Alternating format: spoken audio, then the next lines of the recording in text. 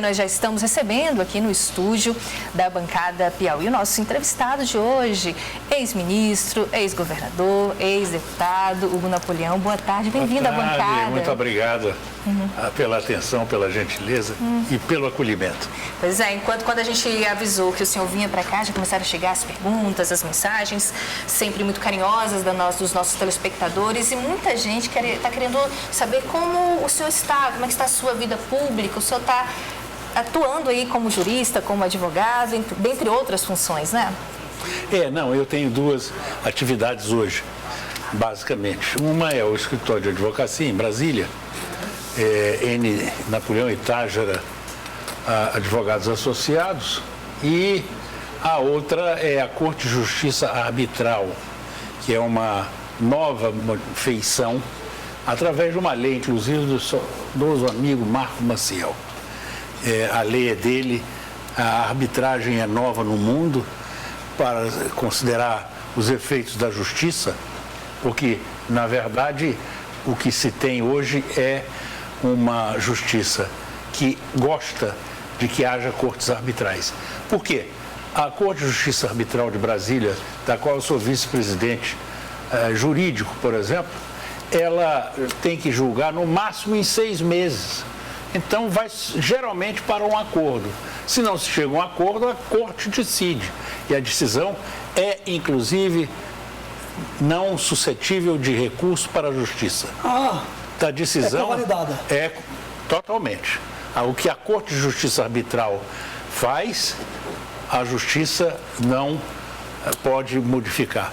Não há recurso para a Justiça. A lei já foi feita para isso. A decisão é final. É como se fosse uma decisão do Supremo Tribunal Federal. Então, melhor um acordo. Sem dúvida. E geralmente se chega a um acordo. Nós já fizemos, por exemplo, um no qual a Codevasf era parte, o outro no qual os Correios eram parte. E em ambos chegou-se a um denominador comum que agradou as partes. Geralmente a questão é financeira e se divide em parcelas a perder de vista, ou em muitas parcelas pelo menos, o que já agrada a parte devedora. No caso eram os órgãos da União, esses dois. Mas, então, naturalmente, política não se deixa, é uma coisa horrível, porque ela está no sangue da gente, entra e não sai mais. Mas me candidatar não quero mais, não. Quero, assim, participar nessa eleição, por exemplo, o PSD, presidido aqui pelo deputado Júlio César, apoiou para o Senado o governador, então o ex-governador Wellington Dias, hoje ministro, e o governador Rafael Fonteles. Foram apoiados a nível estadual para essa nova, legislatura que se iniciou há 6, 7 meses atrás, e o novo governo com o mesmo período. Enfim. Você no final do PSD? Eu estou no PSD, nós saímos. Eu saí com meu amigo Jorge Bonhausen, que foi quem me sucedeu na presidência nacional do antigo PFL, Partido da Frente Liberal. O presidente era o Marco Maciel, eu sucedi o Marco e o Jorge Bonhausen me sucedeu. Mas o Jorge me chamou um dia, eu tinha sido eleito deputado federal, minha última legislatura foi 2011, 2015. E a penúltima, vamos dizer, a penúltima legislatura, o anteontem, se puder dizer assim. E eu então fui lá, eu estava eleito, não tinha assumido ainda, a gente assume 1º de fevereiro, e ele me mostrou uma coisa de estarrecer que eu não vou poder contar aqui. Um erro que havia sido cometido pela direção. A direção na época era o Rodrigo Maia, com outros senhores e senhoras. E, na realidade, ele disse, eu não posso ficar diante disso, eu digo, eu saio com você. E o Kassab saiu e nós indicamos o Kassab, que está até hoje aí como presidente. E todos sabem que o Kassab é membro hoje do governo de São Paulo, é o chefe da Casa Civil do governador Tarcísio Gomes de Freitas. Então ele está lá, bem situado mesmo. O Kassab é um homem de 7 instrumentos, ele sabe onde pisa. Afinal de contas, o Tarcísio também, na impossibilidade do presidente Bolsonaro ser candidato, como ele está com os direitos políticos suspensos por 8 anos, Eventualmente, o Tarcísio pode vir a ser um candidato a presidente, que foi um grande ministro e é um eficiente governador de São Paulo. É uma alternativa que pode estar à vista. Como dizem os navegantes, terra à vista. Terra à vista. Governador, o senhor foi convidado hoje porque na reunião de pauta nós verificamos que a lei da Grande Teresina, RID, da sua autoria, completa 22 anos, próximo mês de setembro. Nós convidamos o senhor para saber do senhor se realmente nessas 2 décadas essa lei ela cumpriu aquilo que estava proposto. O senhor tem acompanhado a lei da Grande Teresina? E devo dizer, a sua aplicabilidade, a sua aplicação aqui? Devo dizer o seguinte, ela não está tão satisfatória assim. Essa lei eu propus quando eu era senador pelo nosso estado do Piauí, já no meu 2º mandato.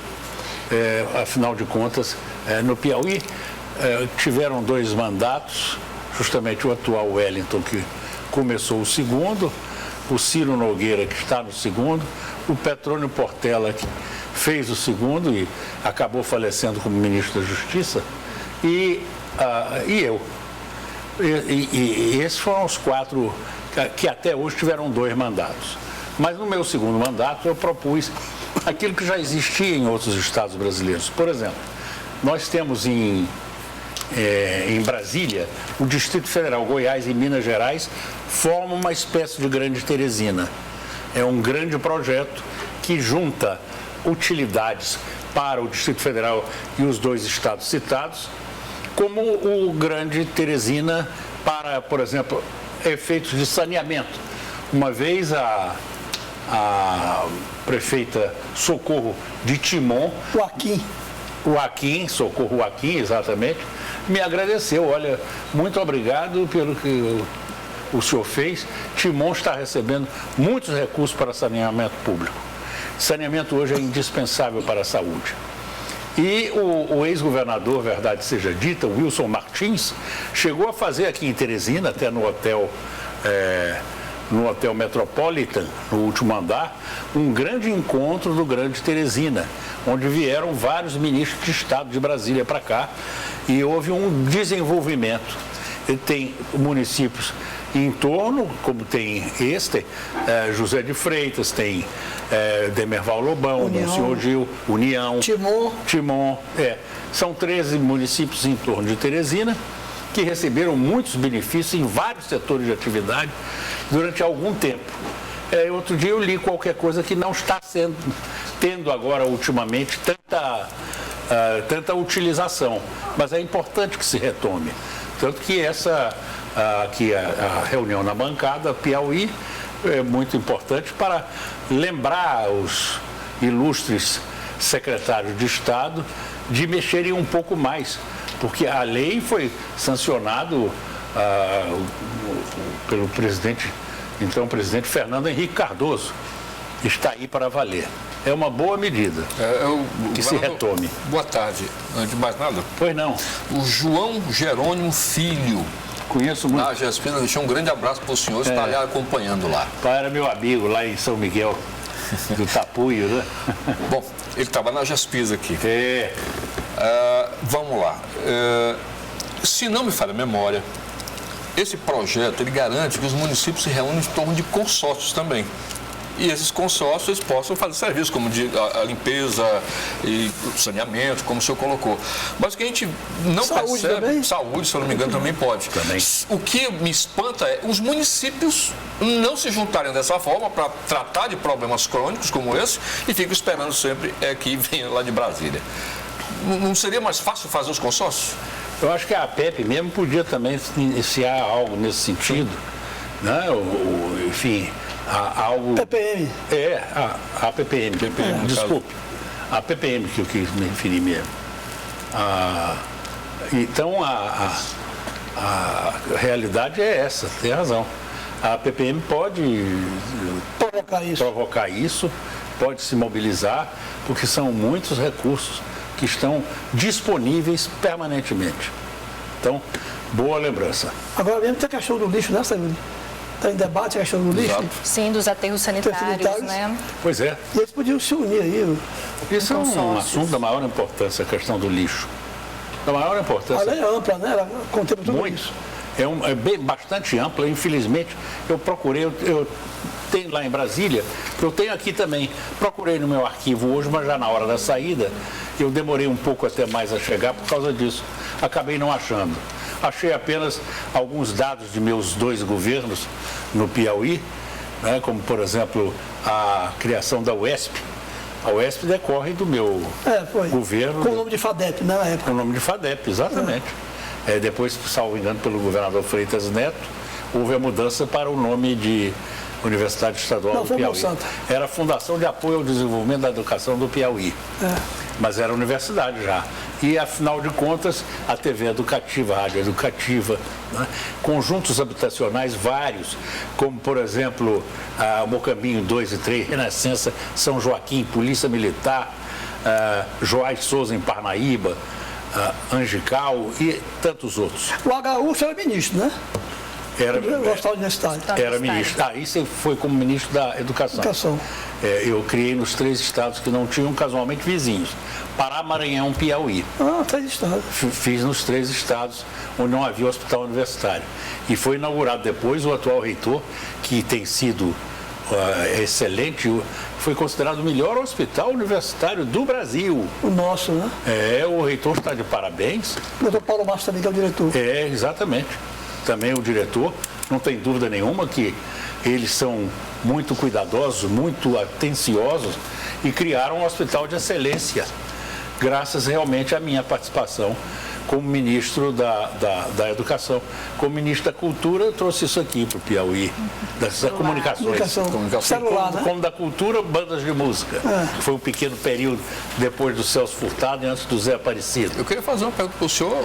Mas comunicações, isso aqui. Celular. Relembrando o seu período do Senado.